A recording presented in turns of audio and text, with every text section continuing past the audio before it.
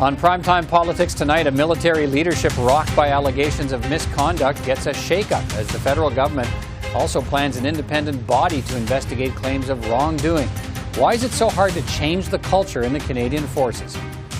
Our parliamentary procedural game, slowing the flow of pandemic benefits to Canadians and blocking key bills and perhaps boosting the prospects of a snap election.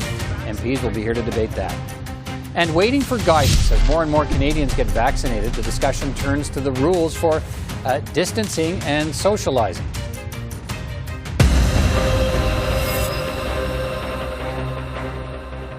But we'll begin tonight with more changes in the senior ranks of the leadership at the Department of National Defence in the wake of allegations of sexual misconduct against senior leaders. Lieutenant General Frances Allen will become the first female Vice Chief of the Defence Staff, responsible for day-to-day administration of the forces. She will take over from Lieutenant General Mike Rouleau, who's being moved to an advisory role to make room for General Allen. The change occurs as the newly named Defence Chief, Admiral Art MacDonald, and the former Chief, General Jonathan Vance, being investigated for alleged sexual misconduct. The government, facing stiff criticism for its handling of the allegations, is also poised to set up an independent body to investigate allegations of sexual misconduct, racism, and discrimination in the forces. We will continue to move forward on measures to ensure that we are not only giving those supports to people who come forward, but also ensuring that we're putting in place independent mechanisms to put an end to these troubling allegations and this behavior once and for all. I do not want to see a new ombudsman or officer of parliament or inspector general reporting to the Minister of Defence, because we had the last ombudsman report to the Minister of Defence, and he sat on the allegation for 3 years, and he let down the women wearing the uniform of their country. So I've called for a freeze on promotions and salary increases to the general ranks while we have an independent investigation so that we can restore confidence in this important institution. Even if your complaint makes it to the desk of the defense minister, nothing's going to happen. That is wrong. There's no other way around it. That is wrong. And that has to be a culture that has to be fixed. There's no way that should ever happen. And that it happened can't just be brushed aside. This is serious, and it goes right to the top. It goes to the Prime Minister as well. It's his responsibility to make sure women are safe in the military, and that is the opposite of what's happened so far. Well, how significant are these changes being undertaken now to change the structure and culture in the Canadian Armed Forces? Linna Tam-Seto, Dr. Linna Tam-Seto, is a postdoctoral research fellow in the Centre for International and Defence Policy at Queen's University in Kingston. She's with me now, as you can see. Good to see you. Doctor, thanks for being with us. Thank you for having me. Look, let me start with the appointment we have today, the shakeup at D&D with Lieutenant General Frances Allen appointed as the Vice Chief of the Defence Staff. First woman to hold that position. How significant is that in the context of the current crisis we're watching unfold in the senior ranks of the military? Quite frankly, I think it's due time to have some women in leadership positions. I think the government's moving quite quickly, which is a positive response to given everything that's been happening the past couple of weeks.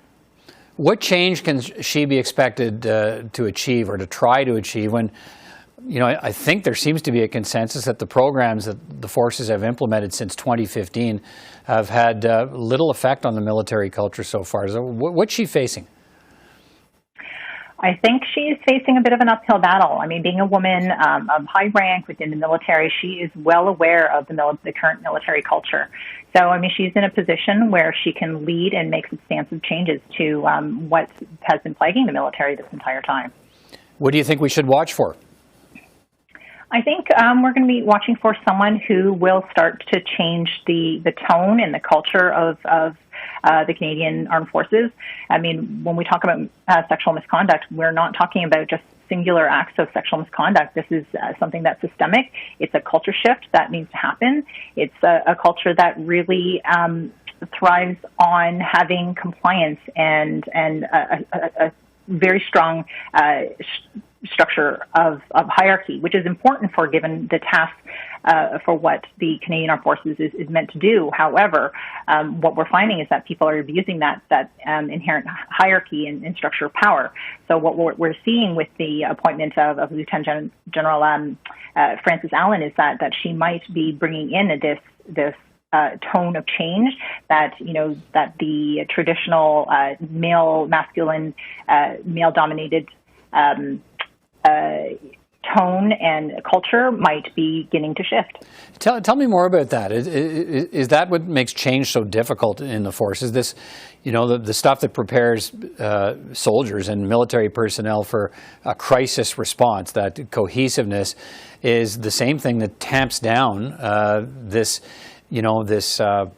ability to push back when there are incidences of wrongdoing. Tell me more about that.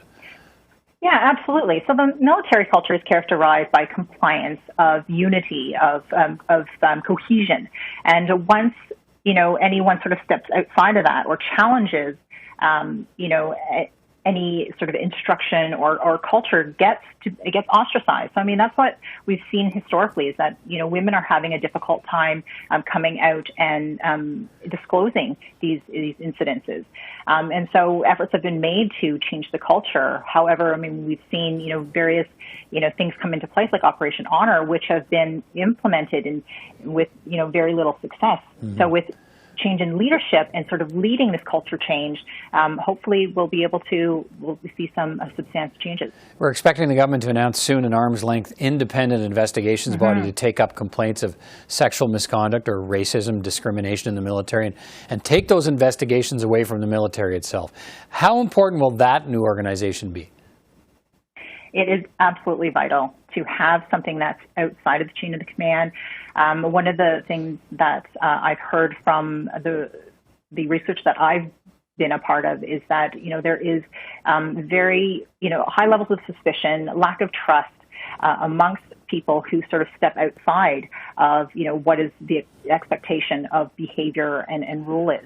So having something that's arm's length, that is not within the direct chain of command, will come as a great welcome for people who need that support. An independent investigative body was, as you know, a key recommendation of Justice Deschamps' report in 2015. So we're going back 6 years now. The government seems to now only apparently be coming around to the conclusion that, the military can't investigate itself. We need to take this outside of the chain of command and outside of the military. Why has it taken so long? I mean, there's been so many recommendations within the Deschamps report that have been implemented over time, and it does take some time to sort of have an opportunity to look back to see what the problems are. Unfortunately, the risk of that, of sort of giving some time for things to sort of play out, is that people do get hurt. So with, the increased attention on what's been happening sort of at the top of the military has really spurred people and outrage right across the country saying, something needs to be done. So, they've looked back at recommendations that have been made in 2015. Let me just quickly, in the few seconds we have left, this investigative body it's not clear yet whether it will report to the Defence Minister or to Parliament. Which should it be in your view? In my opinion, it should be to Parliament, because Parliament represents Canadians, and this body needs to be accountable to Canadians, and this needs to be happening with consultation with the public and from people that are stakeholders. All right, Dr. Linna Tam-Seto, thanks so much for your perspective this evening. Thanks for sharing it. We'll talk again. Thank you so much for your time. MPs today debated a motion from the Conservatives to ensure the upcoming budget includes specific measures to help workers in sectors hard hit by the pandemic, such as hospitality and tourism and small and medium-sized businesses. But while the Conservatives are calling for more pandemic help, they're being accused of holding up key government bills that would deliver more financial aid and blocking other key government legislation, including the proposed changes to the assisted dying rules. We certainly hope that parties in the House, particularly the Conservative Party, will stop playing games, blocking and obstructing the passage of important legislation, from medical assistance in dying to measures to support families. we know it's important that our democracy continues to function, that we continue to have robust debate around all these measures. But even the NDP and the Bloc are now pointing out that the Conservatives are being obstructionist. I would like the government to start showing some leadership and stop with the diversion campaigns like we're delaying things. If C7 was that important to the government, it's only coming up today. Where was it Monday? Where was it Tuesday? They're introducing new bills all the time, some of them with very little or no consultation ahead of them. The government should stop this sideshow of delays and just start managing their affairs professionally. So is the Liberal government's legislative agenda a shambles, or is the government laying the narrative perhaps to call a snap election this spring? Let's bring in three members of Parliament to debate that. Sean Fraser is the Parliamentary Secretary to the Minister of Finance. Pat Kelly is the critic for small business and Western economic development for the official opposition. And Peter Julian is the finance critic for the NDP. Good to see you all, gentlemen. Mr. Fraser, let me start with you. How are the Conservatives tying up the government's agenda? What have they been doing? Sure. Well, look, there's a couple examples that come to mind right away. Last night, Bill C-14 obviously finally came to a vote, which garnered the support of a majority of members of the House of Commons, but not the Conservatives, to extend business supports to Canadian businesses and supports to families. Mm-hmm. But it took us weeks to get there. The reality is they used procedural tactics, including tying up for hours and hours in debate on simple things like affirming the competence of the President of the Canadian Tourism Commission and to insist on debate for things that were unanimously agreed to. We seem to see some of these tactics being used again for Bill C-24, which is trying to extend EI supports to vulnerable Canadians. Right. And I might say I should thank my colleague, Mr. Julian, for some of his efforts to break this impasse. But to date, unfortunately, the official opposition would not let these things progress. All right. And Mr. Kelly, Conservatives presented a motion to the House today to ensure the budget provides more financial assistance for hard-hit sectors of the economy. But at the same time, you have put up speaker after speaker to make many of the same points about Bill C-14. That's the government's pandemic relief measures. So what about these allegations and accusations that you're deliberately slowing down the government's agenda here, and for what purpose? Well, I don't think that's a fair characterization at all. The opposition has worked constructively with the government throughout the pandemic. We proposed a whole series of changes to problems with their legislation all along. And look, the Parliament, we're not here to be an audience for the government. We are here to debate legislation. And part of the problems that we've seen in bills that they brought about is mistakes that have had to go back and be fixed later. And we're not going to just allow the government to pass bills without debate. And so the Conservatives are not, we're doing our job as an opposition and debating legislation that is brought forward by the government. I guess the argument being that C-14 provides some pandemic relief measures for Canadians. And so if it doesn't get passed, they're the ones who actually suffer for it. Well, it's not as simple as that. This bill goes way beyond the support measures that we do agree with, and we are not going to see Canadians that have lost their livelihoods due to requirements for public health go without support. Oh. But don't forget, this bill contains an unprecedented expansion of the government's borrowing power that potentially has transformative possibilities. But those points have been made again and again by Conservatives. At what point is it time to vote or not on the bill? Vote on the bill one way or the other. Well, we voted on the bill yesterday. Yeah, the bill is going to go to committee, and we're going to study it at committee, and we're going to bring. I imagine each party is going to recommend witnesses for the committee, and we'll have a thorough, proper study at committee on this. Mr. Julian, where do you come down on this? Who's to blame for some of these important bills getting bogged down in the House? Well, I think actually both of the other parties have for their own proper reason tried to posture rather than moving things forward in a way that actually deals with most important legislation. Did Mr. Fraser thank you too early in his opening comments? Well, he knows that we set out a plan this week. I wrote to the government House Leader, and basically what the NDP's position is that we certainly want to get legislation forward like C-15, like C-12, that the government has simply left languish on the order paper rather than bringing it forward in the House agenda. We believe that these are important pieces of legislation that the government hasn't put forward, and I think part of that is that they're preparing for an election, and this is part of their justification is to say, well, this legislation didn't get through, but they didn't actually put it on the agenda. For the Conservatives, yes, they are trying to block legislation. I think that's clear to everybody, but what the NDP has proposed is that we work night and day. Let's sit every evening. Let's make sure that we're getting that fulsome debate around legislation, but at the same time, we can work harder and work better, and in that way, get this legislation through. We do not believe it's appropriate to have an election at this time, and we deplore the Liberals' preparation for an election. We think the Conservatives are kind of playing into the Liberals' narrative of not being able to get things through the House by the stalling tactics. Mr. Fraser, why isn't the government moving closure if these bills are so important? Move closure to limit the remaining debate on some of these key bills if they're so important. Find a partner that'll help you move closure, get them passed more quickly. Why aren't you doing that? Well, look, our focus is to extend emergency support to Canadian households and businesses as quickly as possible.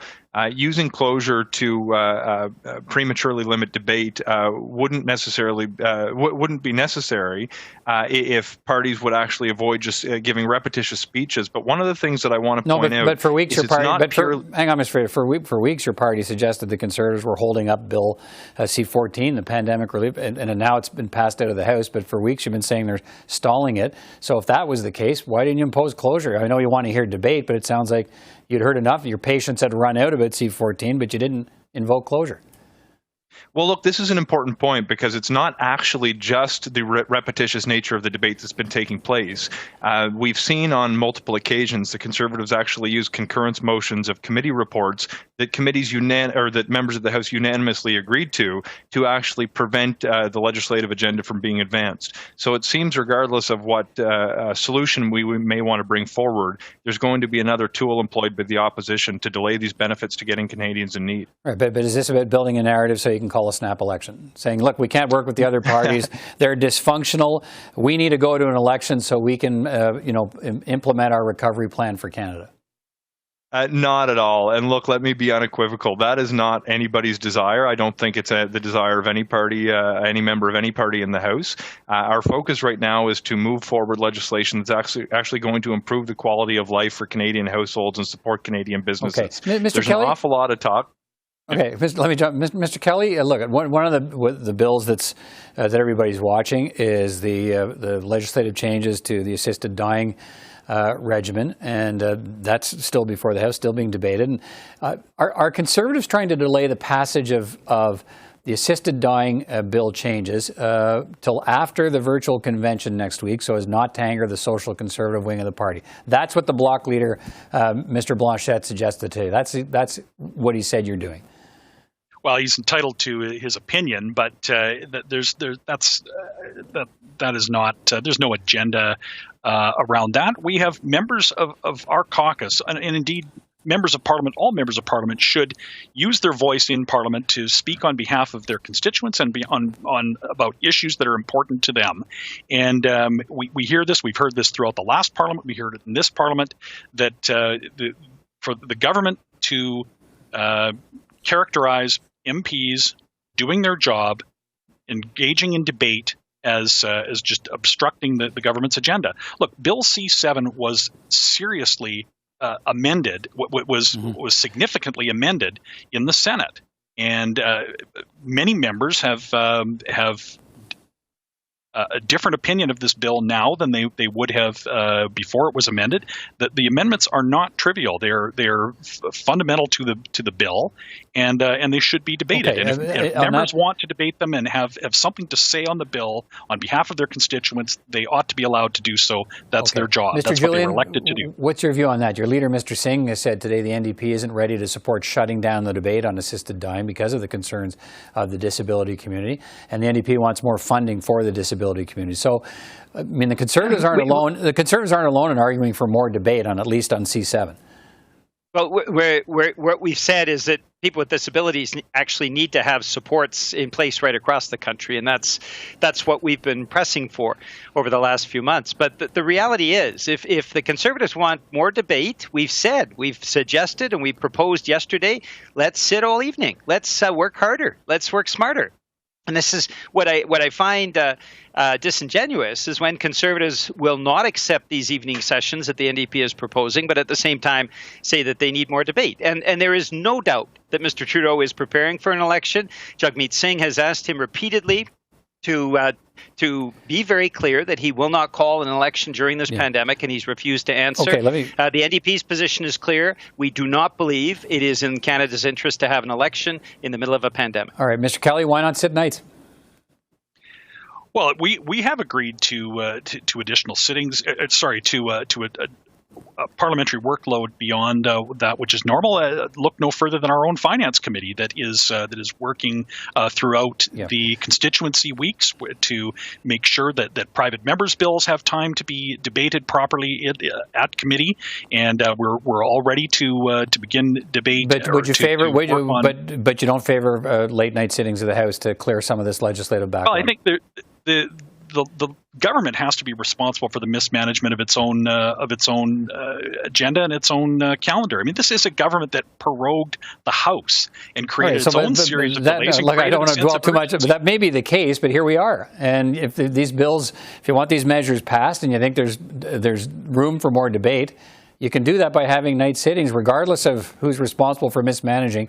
Here you are. So why not more late night sittings? Well, some of these bills are the C7 bill, as we've heard, other parties agree that it needs to be debated and should be debated. Okay.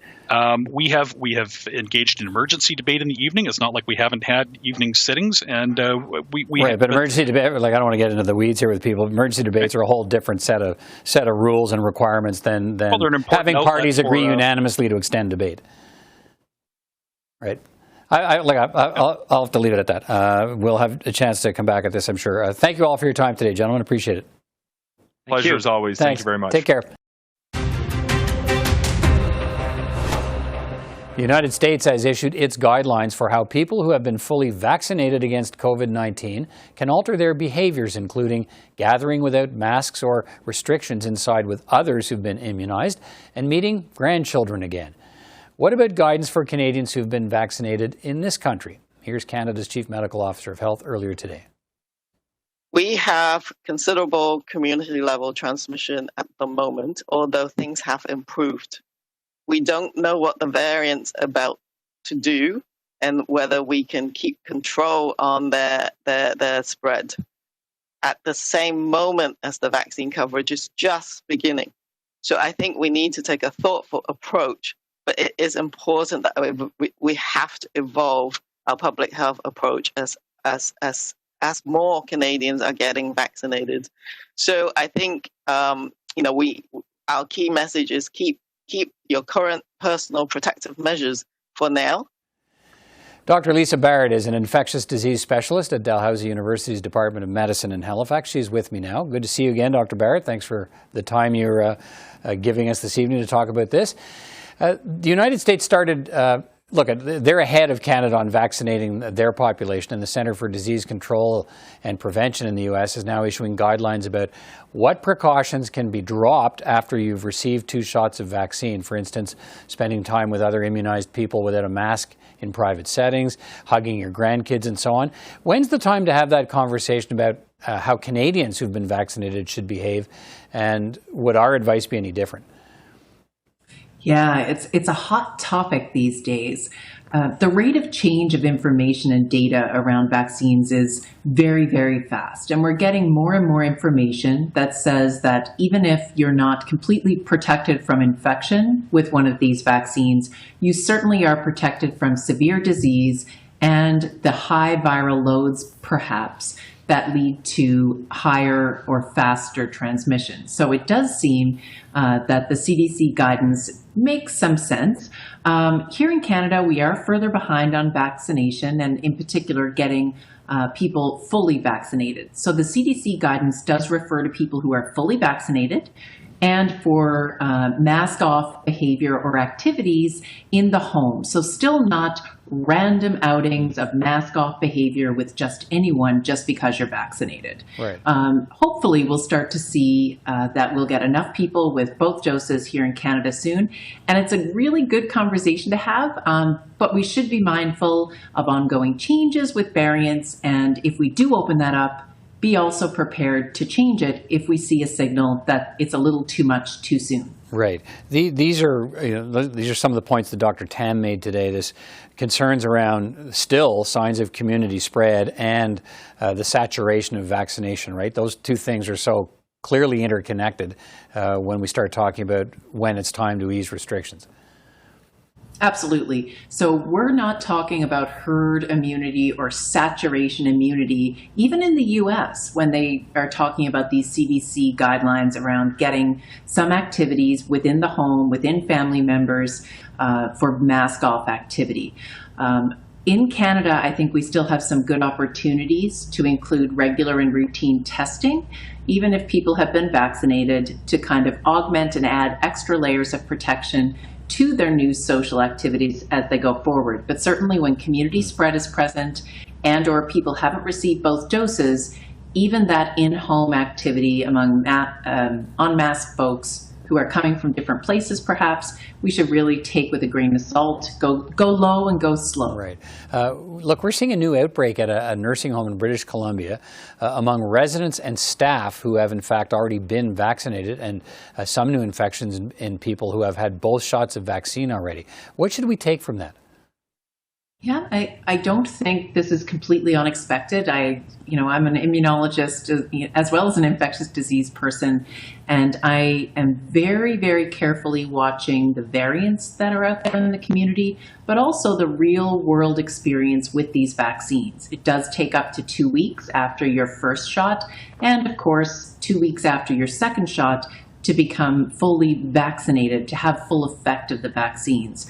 So with that caveat, even now we may start to see that there are some various types of the virus that might not be as responsive.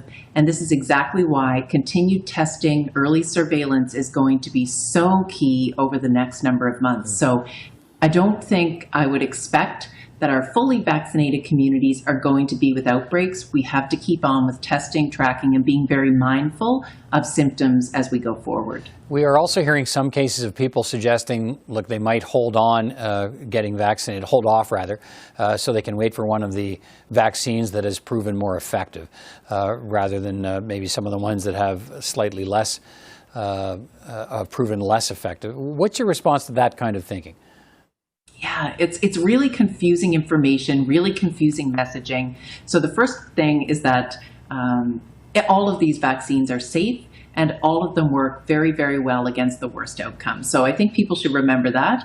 I think getting any vaccine, especially the first dose, is going to be really important.